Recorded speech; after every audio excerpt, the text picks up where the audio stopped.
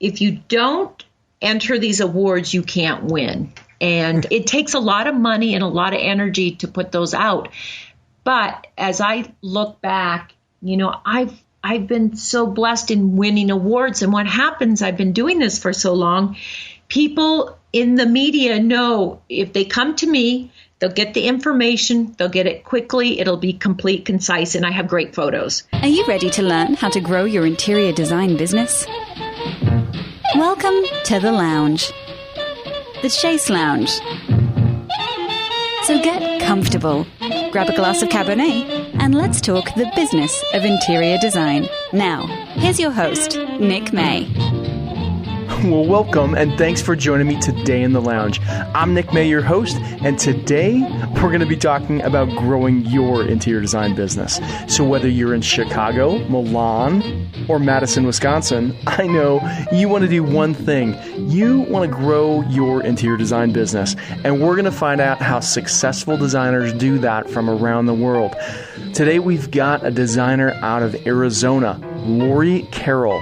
And she has been in and around interior design for quite some time. She actually grew up around it with her parents and their furniture business, but she will get into all of that. Before we get into my interview with Lori, let me remind you, you can connect with me in a few ways. The Chaise Lounge Podcast.com, over in iTunes, over in Stitcher, and I would love to hear from you. I would love to hear an iTunes review from you. I would love to just get a comment that you can submit through the questions tab on the right-hand side over at the Chaise Lounge Podcast website. That would be fantastic. Love to hear from folks that are listening. What are you learning from the show? What do you like about the show? So love to get that kind of feedback from you guys.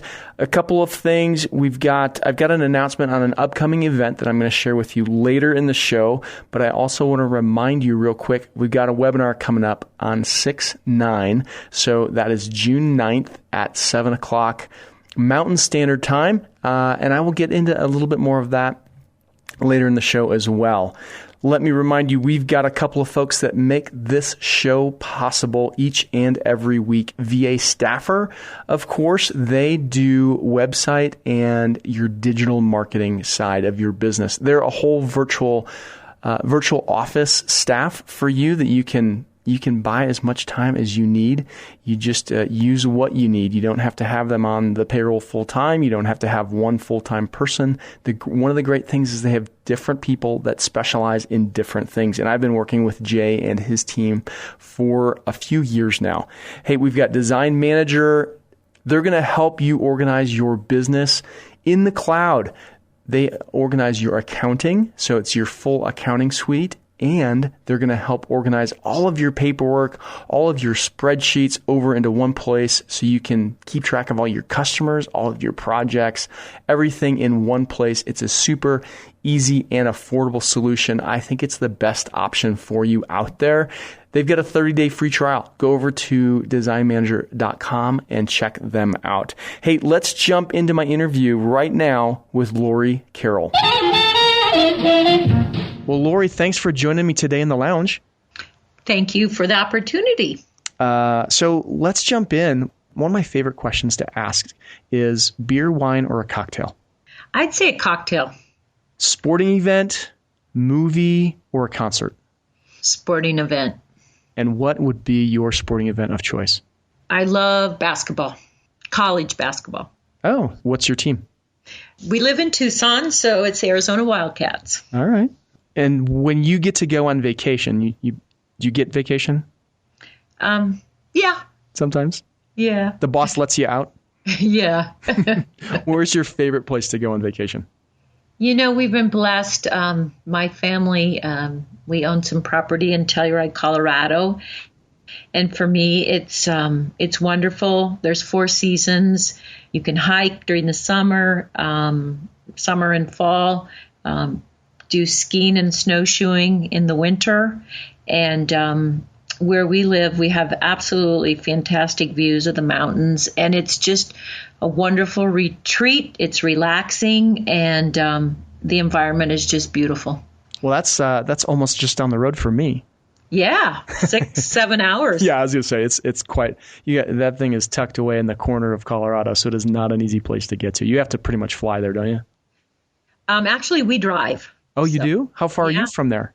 We're about 10 hours, but ever since we married with kids, we've always kind of migrated to there, and they grew up in Telluride on vacations, and they love it. So let's go back. Let's figure out, how did you first get interested in interior design? When I was in 7th grade in careers class, they kind of start the ball rolling and get your mind going. And I remember I grew up, my father had a lumber yard, so I always was around construction, wallpaper samples, paint. And in 7th grade, it was my vision and goal to become an interior designer. Wow. You came out of the gate knowing what you wanted to do. Yes, exactly. So were you one of those kids that was like constantly designing and redecorating your bedroom? Yes. I would say every couple months I would take my furniture and move it around. So did that drive your mom crazy? I'd close the door and she would hear noises, and then when she came back in, it's like, oh, that's interesting. And then did you go to school for interior design? Yes, I did. Where did you head? I went to the University of Arizona in Tucson, studied interior design, and then I was able to spend a summer in Denmark finishing up my degree, was able to, during that summer, interact with kids all across the United States. In particular, I remember there was a good group of architect designers from Pratt Institute in New York, and that was it was fun, just kind of playing off each other's ideas, and it was very interesting. And do you remember your first job in interior design? Well, as I had mentioned, my father had a lumberyard, so when I was very young, I would go and help with stocking shelves, taking inventory, counting lumber. And that was when I was, 8 or 10 years old. Then in high school, I remember working at a paint and paper shop. And that was fun. I got to mix paint and sell paper, wallpaper, and that was definitely interesting. And probably my first job outside of working for my father as I was growing up. Did you go work for somebody in interior design after school? Yeah, actually, as I was going to school, I worked for a furniture store in Tucson and was able to kind of multitask and go to school and then also work at the furniture store. And then how long until you started your own firm? I worked at the furniture store from 1981 to 1986. Then the summer of 86, I went to Denmark and then came back, got married in December. And then 87, I think I started my own business when I was 23. Oh, it's really close to when I first started. So do you remember your very first client? I remember at the furniture store selling my first sofa, and that was exciting. I remember I did have a couple when I ventured off on my own, and they were my first client, and it was scary. It's like all these things wrap up into one, and you're in charge, and it's up to you. I do remember that. They're giving you a big check, and they go, "Okay, go." Yeah, go. Yeah. Ah. Yeah. Do you remember how you got that first client? Actually, I had met them when I worked at the furniture store. Okay, so that was a good launching pad for you. It was. It was really great. Why did you decide, because I think there's a lot of people that might be in those shoes, why did you decide to go off and start your own interior design firm versus going to work for an interior design firm instead of a furniture store?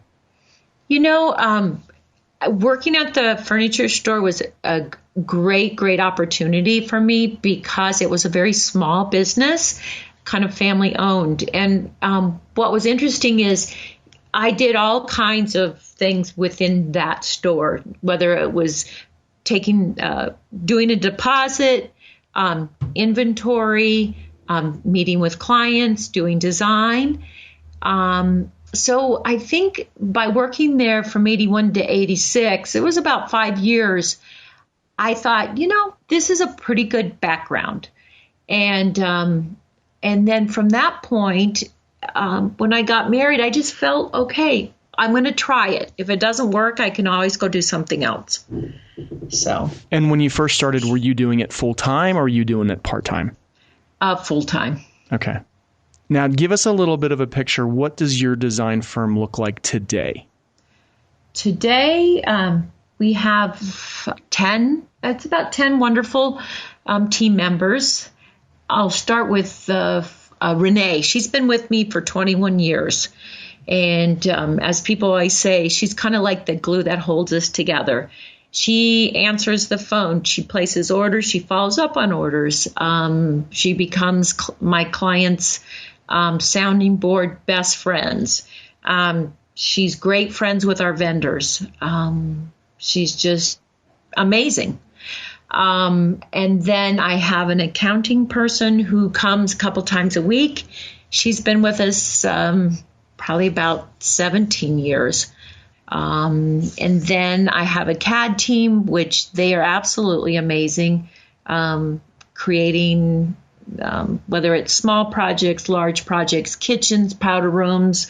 They don't ever get tired of me saying I need to make a change.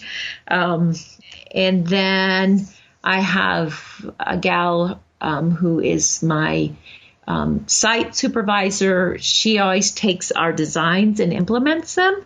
And we've been so fortunate having her on board over the years.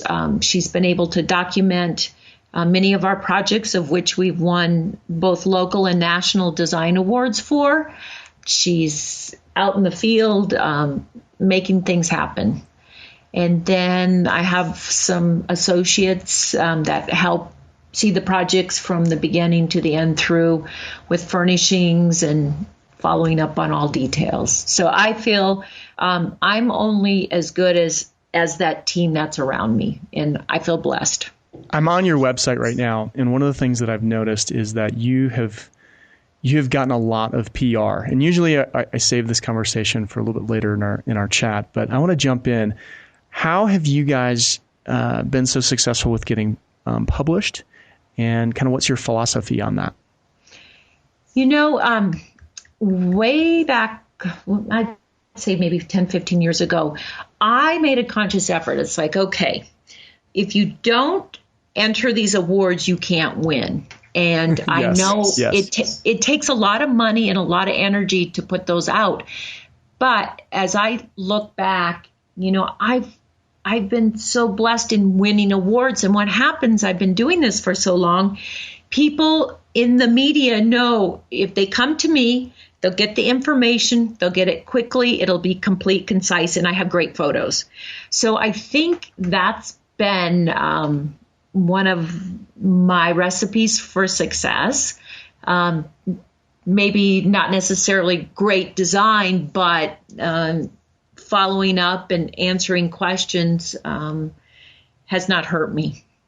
Yeah, you've got to have that portfolio, and that you got to do all the hard work. Like you said, you have to take the pictures, you have to follow up, and you have to get out there. What have you done to get into the magazines? Is it building relationships, or what do you think is that secret? Couple things. One, constantly sending information out to magazines. Now that we have social media, you become friends with people on Facebook, Twitter, just constantly keep putting that out there. And a lot of times I'll have different media come back to me wanting to do a story. The other thing I think is huge is winning awards, and especially national awards. Obviously, if you win a national award, whatever you've created has some merit. for instance, the NKBA, they've been a great springboard for me in getting my projects out there. And like just a couple days ago, one of our projects was on the front cover of Kitchen Bath Design News. That all stemmed after winning a national award in January. And, you know, they've got their storyline, and they called and asked us questions. And then when we had submitted photos, I heard back from them, and they were interested as a possible one of our projects being featured on the front cover. And sure enough, it just came out and it was on the front cover. So many questions are going through my head with all of that, what you just said. This is a really important topic. I think a lot of people don't go and enter these awards or don't enter the contest for the awards because they don't think they're either worthy enough or they think other people have better work. When you first started to do that, was it a little bit intimidating? Definitely. You know, and what happens, I think, over time, you know, you don't get an answer back, you didn't place, you had issues. But I just take on the philosophy, you know, don't give up. Just keep putting them out there. And eventually it comes around. Kind of like Dory, just keep swimming, just keep entering. Exactly. Exactly. How many times do you think you've entered over the years? Oh, I would guess maybe 100 times. 100 times. How many times do you think you entered before you actually won something?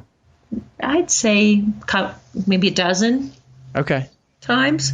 That's what I was going to guess. I was afraid you were going to say like once, but No. I'm glad you said that doesn't actually, because I think that gives people hope. Because I think sometimes people it's a lot of effort. I mean, I was on the committee last year here in Denver for ASID and the Crystal Awards, and you know the packet of stuff that you've got to produce in order to just submit your project is quite daunting. So I can see how if you entered 3, 4, 10 times, how you'd be like, forget it. I'm just never going to win. Yeah. But that's great advice of just keep doing it. How many times have you won awards, do you think? You know, I would guess over the years, we've probably won 75 to 100 awards. Oh my goodness. That's crazy. Do you have a big wall that you keep all of these awards on?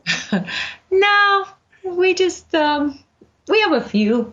But as I always say, you win an award, which is very fortunate and great, but you never arrive. You got to keep doing it bigger and better because there's always someone out there who's going to create something beautiful and award-winning. So never sit back and say, hey, I'm great.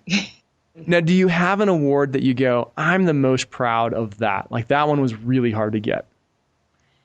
You know, I think it was back in 2006, and I won, it was like Distinctive Designer of the Year for the NKBA. I had won Kitchen of the Year, and I think it was Bathroom of the Year. So that's two awards in one. That to me, because I think there was like 700 entries in all the categories that year, you know, I look back and think, wow, that is a true accomplishment. Oh, that's huge. Absolutely. So you've been really involved in NKBA. How did that all start, and how are you involved today? It's a great group of people, and there's a lot of knowledge. And I think with their big events that they have once a year at KBIS, just so much product information. And you know, the other thing that I looked at is, you know, they have great exposure for their awards. How are you involved with them today? Do you sit on a board? Are you just a member of the local chapter? Yeah, just a member of the local chapter. Okay. I do not sit on a national board with them. The more that I do podcasting and I'm involved with the interior design space, I'm constantly actually exposed to new associations. And are you a member of multiple organizations or just NKBA? I'm a member of ASID. Okay. And then also IIDA. Those are the three societies that I'm a member of. And would you say you get different benefits from the different organizations? Definitely. With IIDA, it's more of a commercial society. And again, the information that you get and you have access to is definitely more commercial. ASID is more of the residential end of design. They still have continuing education requirements, which are great, but definitely a different slant than what NKBA is. And then how would you say NKBA is different?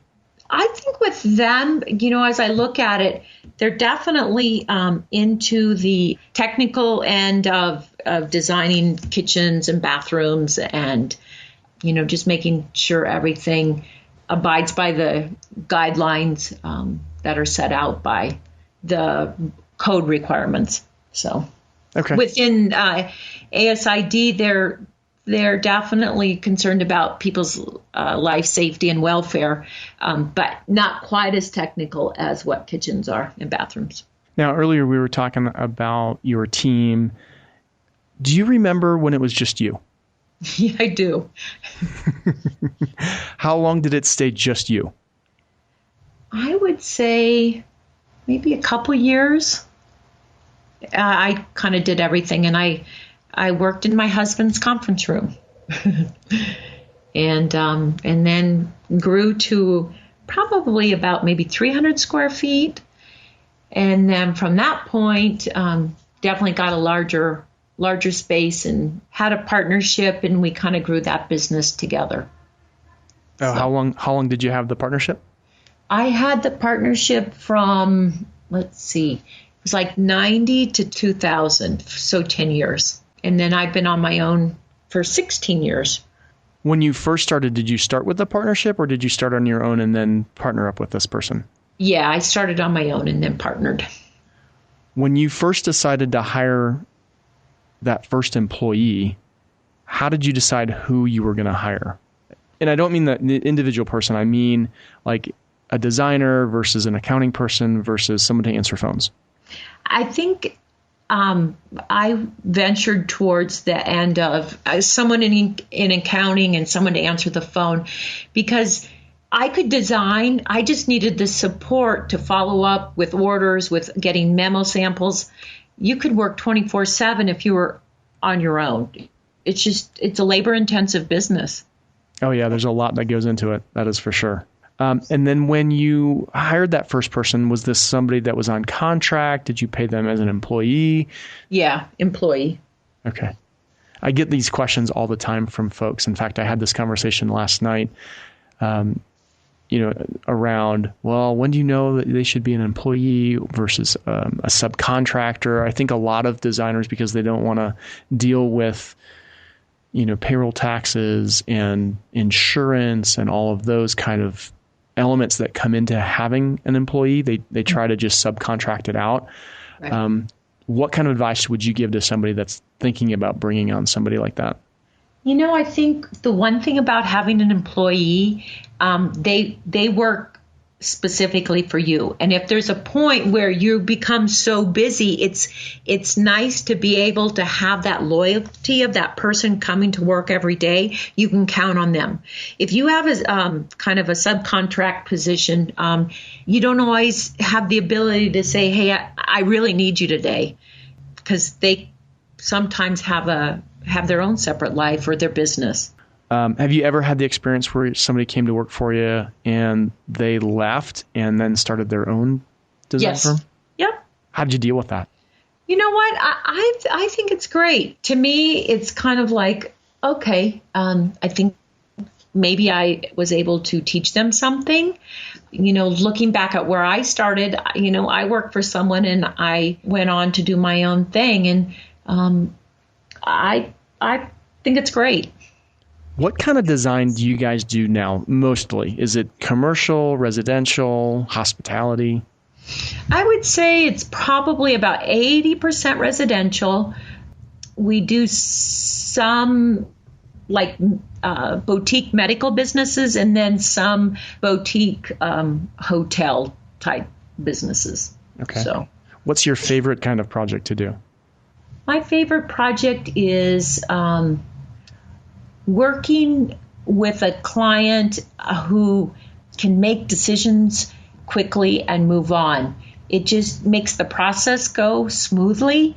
And also, I love a client who can explain to you or say, I like this, I don't like that. I just think that's a wonderful thing. And what's the range as far as size projects that you guys work on? We've done something as small as a powder room, all the way up to medical facilities that are 15, 20,000 square feet, up to boutique hotels that are maybe 50 to 100 rooms. Oh, wow. I've noticed on your website you've got this little, I don't know if you call it a button or what, but HGTV Pro Network. What is that all about? A couple years ago, they had called me in at KBIS and just wanted to talk to me and share with them some of my projects. And I think what it is, it's more of an exclusive group of people that they've kind of vetted and understand and like the designs. So you have to be asked and then become part of that network. And you guys do projects not only in Arizona, but out of state, correct? Correct. How far have you guys traveled? We've done projects in Colorado. We've done projects in California, Arizona, and Mexico. Where's your favorite place to work? I have to say, I just love doing work in Arizona. It's nice and close to home. Exactly. And the environment here, to me, is it's just so natural and so beautiful. I feel my creativity can really go far in this environment. You guys have a pretty big team. I mean, I interview a lot of folks, and there's not too many designers that have a team, really over about 4 people. To do that, to lead a team of that kind of size, you've got to do some special leadership. Is there anything that you do as a leader of the team to really build the team? You know what? Yeah, a couple things. One, I always thank people for everything that they do. And I'm sure people get tired of hearing me say thank you, but there is nothing like being appreciated for each task.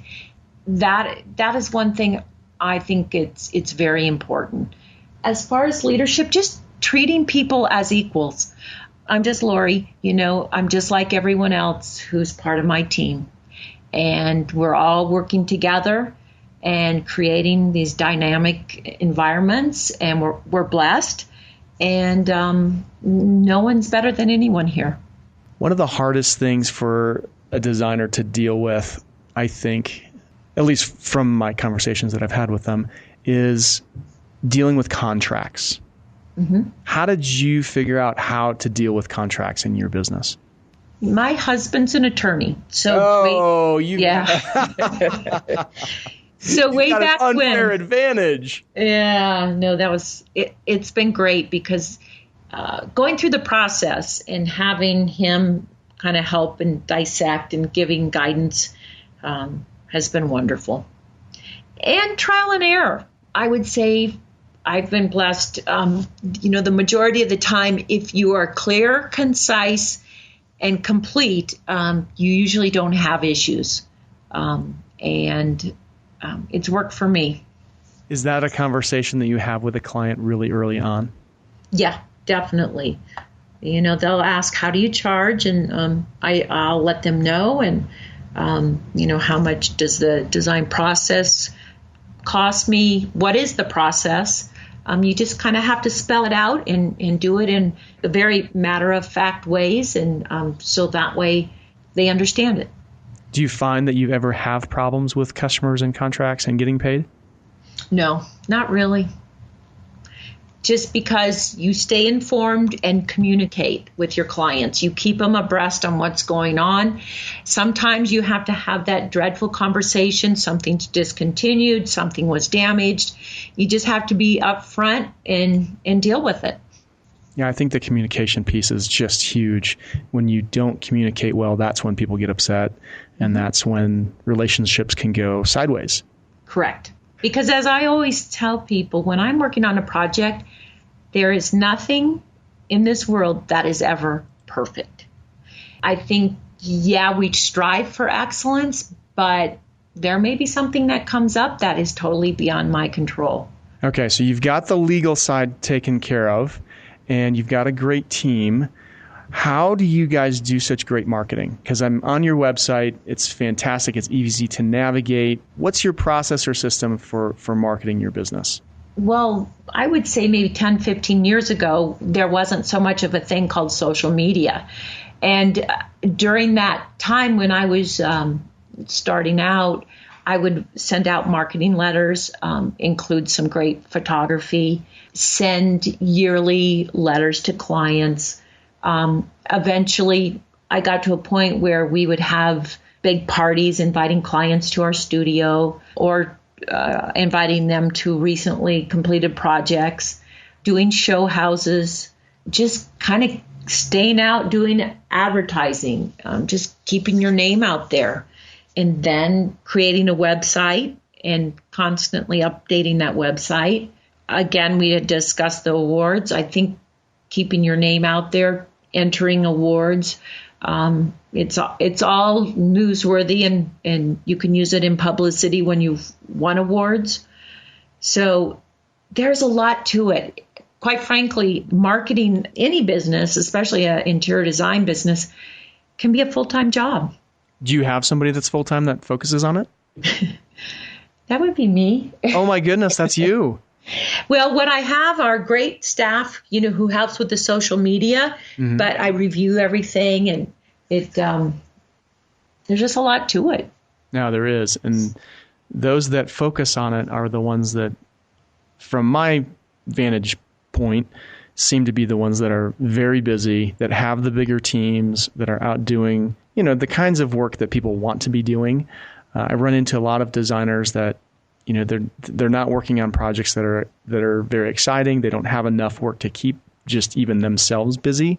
I have a painting business in Denver, and I look at it for me as I've got to fill that pipeline. I've got to keep all the guys busy, and so that's my job. That's what I do. Kind of like you just said that it's marketing is your job. Is there a job from an owner standpoint that you don't like to do that you still have to do? No, I pretty much love it all. And to me, it's not a job. It's my passion. It's a way of life. And quite frankly, being in this business for 35 years, some people would say, oh, I'm so done. To me, every day is a new challenge. It's exciting. What can I do? I have not hit that brick wall saying I'm done. It seems like the great thing about the interior design world is that there's something new and different every day. Mm-hmm. It's a new project. It's a new house. There's a new product on the market to go learn about. I'm getting ready to go to market here just next week out in High Point. And so I'll get to see all the new stuff that's out there that people will be putting in their houses next year. Yeah. It doesn't get old and stale. Not at all. And especially if you embrace it and you're constantly thinking and doing. One of the things that I've talked to people about is networking. Mm-hmm. What do you do to network yourself? I would say social events, sporting events, our art museums. The other thing, as my kids were growing up, I was constantly meeting parents on, the soccer field, baseball, just family events, all those things. Do you do much networking in the interior design world? Not just for like clients, but, in your own industry? Vendors, yes, I do. And, whether that's attending a continuing education or, just simply calling your vendors and thanking them for a fine project that they had completed and that they did a terrific job and, you're proud of them. It's part of that team and, making everyone feel good because, I'm only as good as those that are around me. If you can build that dynamic infrastructure with people, your go-to people, just like a basketball team, then you have a winning recipe. If you had a group of interior design students, let's say you had 1,000 interior design students in a room, mm-hmm. what piece of advice would you give them? Never give up. Follow your dreams. If you don't know an answer, go find the answer. Do not be intimidated. And when you're working on a project and you're creating something, don't be afraid to think outside that box. Hey, do you guys ever hire interns to work at your firm? Yeah. Actually, we've had interns from Utah, from Iowa, some local people. But yeah, definitely. What do you usually look for in an intern? Someone who is responsible, self-motivated, has kind of a passion, and you can see that fire in their eyes when they are in college, and just talking about what their aspirations are and what they want to accomplish in life. And if someone was getting ready to go to school, so that they haven't done any school, what's the one skill set they need to learn that you think will give them an advantage? Well, there's a couple. One, being very good at the computer, doing drawings. And the other would be communication skills. Because you can design the coolest stuff, but if you can't sell it and you can't embrace it and get people excited about it, you have nothing. I remember I spoke to another designer that had a very successful business, and she had come out of a similar background as you. She had worked in a furniture store, and she was telling me that the one skill that she really felt helped her in her design business was they taught her how to sell. Mm-hmm. And I don't think a lot of interior designers see themselves as salespeople. No, but it's key. It really is. You need to be able to read people's body language and how they are interpreting what you're explaining to them, because some people you can tell are turned off, and you might have to switch midstream in your presentation. But yeah, it's a science unto its own. Well, if somebody was out there and they wanted to connect with you, how is the best way for someone to connect with you? Usually if people email me, if people have questions, email me, Lori@LoriCarroll.com. Especially with students, I've talked to so many over the years, just giving them, insight or direction. I know other people help me, and in return, I'd like to help others. Oh, that's fantastic. Well, thanks for being in the show today, and have a great afternoon. Thank you very much. Hey, great show, great interview with Lori. And I loved how she was just honest about, how do you get PR? Well, you've got to put yourself out there. You've got to contact the folks that are the editors and those in the know. If you go over to her website, you will find out and see how much press she literally has gotten. And it's a ton. So go check that out. But I also loved how she talked about you're not going to win any awards, if you don't enter. And I know that when you are a young designer, that can be pretty intimidating. And there's some costs that are associated with entering these things. But if you don't ever enter, you're never going to win. So, I love how she shared that she had entered like 12 times before. I think I'm usually giving up on something like 3 or 4 times in. But you've got to stay tenacious in those things, and you've got to keep entering, and eventually you're going to start winning. And now she's won a ton of stuff, which gives her more opportunity for the PR.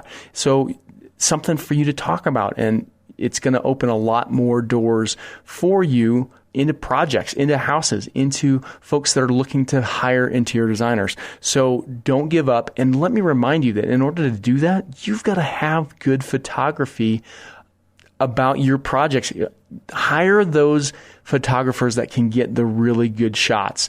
But I'll also encourage you to go and get good shots with your iPhone or your digital camera and just take pictures of your projects along the way. And that's what I use with my painting business. We do a lot on Facebook. That's probably my social media of choice that I use. And we constantly are putting up lots of pictures, and we get a lot of business through Facebook. I'm actually going to be doing a webinar coming up in the next month or two about using Facebook ads. So stay tuned on that one. But you can't do any of that stuff if you don't have some photographs of your projects, whether it's in process or after the fact. So you've got to make sure you're getting and documenting those projects with good photography. Hey, let me remind you that Benjamin Moore is another great company that helps get this content out to you each and every week. I have been an integral part, I guess, in the Benjamin Moore cog for many, many years. I started my painting business working with a company called JC Licht, which was a local retailer in the Chicagoland area. And they walked me through lots of difficult problems that I had over the years and taught me whenever I needed something. And the reps at Benjamin Moore have been fantastic. I just went to a local event that Benjamin Moore put on here for interior designers, for contractors, for architects. They had CEUs. They had just different things that you could attend and learn about. I know the folks from House were there. I talked with one of the gals from House that came out for that event. So Benjamin Moore is just a great resource for you. And I know that they have interior design reps. And so the interior design rep for Denver was here at that event as well. But you don't have to just meet up with them at an event. You can reach out to them and meet with them, and they're going to get you the resources that you need. So Benjamin Moore, if you're not speccing their paint, I highly recommend it, because it's not just having the right color, but it's also having the right company behind the paint. So highly recommend Benjamin Moore, not just because they're a sponsor, but because literally I have been using them fairly much exclusively for the last 25 years. I mentioned earlier in the show that I've got a webinar coming up on June 9th at 7 o'clock Mountain Standard Time. I'm going to be talking with VA staffers Jeff Hunter, or Jay as he goes by. And we're going to be talking about the 5 things that you need to have on your interior design website in order to have a successful website. So it's going to be interactive, so it's not just going to be us spewing out information, but I want you guys to be a part of this. It's free. And if you go to the website over on the right-hand side, we're going to have a button over there where you can register for that, and then we'll get you all the information out about getting on the webinar with us. So it's going to be fantastic. Hey, I have another event that I'm going to be attending down in Atlanta coming up this summer, and I wanted to start telling you guys about it so you can make plans to get there. It's another furniture market. It's the Atlanta International Gift and Home Furnishings Market at America's Mart. And the dates on that are July 12th through the 19th. It's going to be a great opportunity if you didn't get to go to High Point Market, or maybe you did, and you can't get enough of markets. It'll be a great opportunity for you to get out and see what's available. They will also be having opportunities for you to learn about growing your business there at America's Mart, and it's going to be fantastic. If you plan on going, please let me know. I would love to connect with folks down in Atlanta when I'm down there. I'll be interviewing different folks, probably organizers, speakers, and designers that are attending the event. So it'll be another great time, because I had a lot of fun when we were at High Point Market. So looking for more opportunities to go and cover as many of these markets as possible. So if you know somebody who's an organizer of one of the markets that's around the country or even internationally, I would love a connection. So please let me know on that. And hey, let me remind you one more time, I would love to get your iTunes reviews. If you've been listening to the show for a long time, and I know thousands of you are, I would love to get an iTunes reviews. It doesn't have to be long. What do you like about the show? Give me a rating. It could be a 1-star, but most of them are 5s. I think I only have 1 4-star rating, actually. So fairly proud of that, but I think folks really like the content that I'm bringing. Give me some ideas. What else would you like to hear? I'm always open to your ideas, and that might be a good way for you to get that back to me. So that is about all we've got for today's show. So thanks for listening today, and thanks for listening each and every week. It's a production to get this thing out to you guys each week. I have a team of people that help me do this, whether it's our editors, whether it's our folks that do the blog posting, and of course, all of our sponsors that help this thing happen each and every week. I'm Nick May, your host, reminding you to keep dreaming big and keep designing a great design business. See ya.